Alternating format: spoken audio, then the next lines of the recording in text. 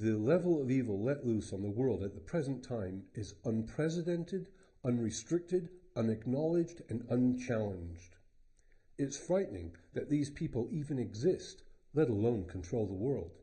It is sad that most refuse to acknowledge the truth or be shown it, as it upsets their view of the world and the parameters which give their life its equilibrium. They do not see that these parameters are unsustainable. They do not see that they are being led in a direction which holds no promise for their future. But even if they did, they would not care, because their lives are comfortable and safe, no matter how lacking they are in spirituality. They take comfort in the spin. They take comfort in the illusion. They take comfort in the status quo whose sole aim is to destroy them. The people are their own worst enemy, for the simple reason that they could overcome the establishment through unity. But they chose to stay divided in the face of adversity.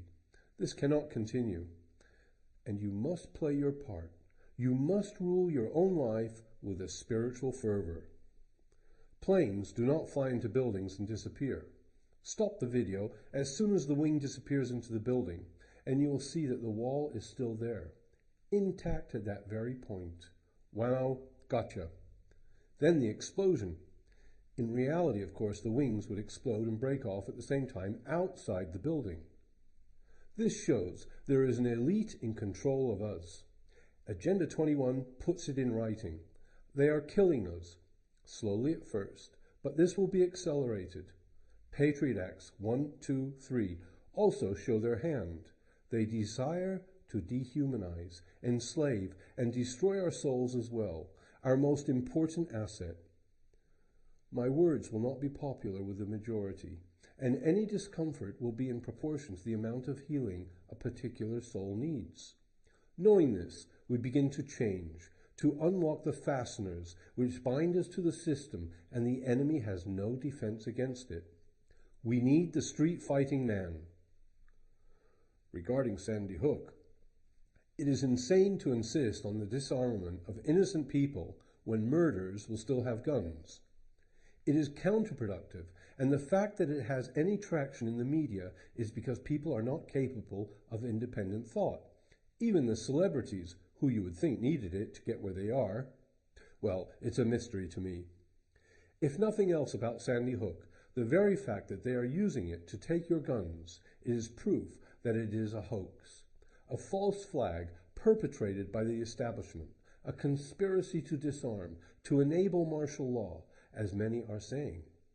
The counter-argument is the fact that the mall shooter on the 11th of December was presented from causing more deaths by an armed person or persons in the same vicinity.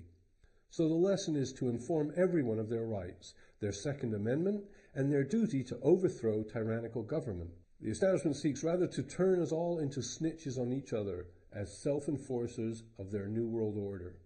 Dob in your neighbor. Suspicious behavior could easily turn into dob in anyone who steps out of line, and this is their aim.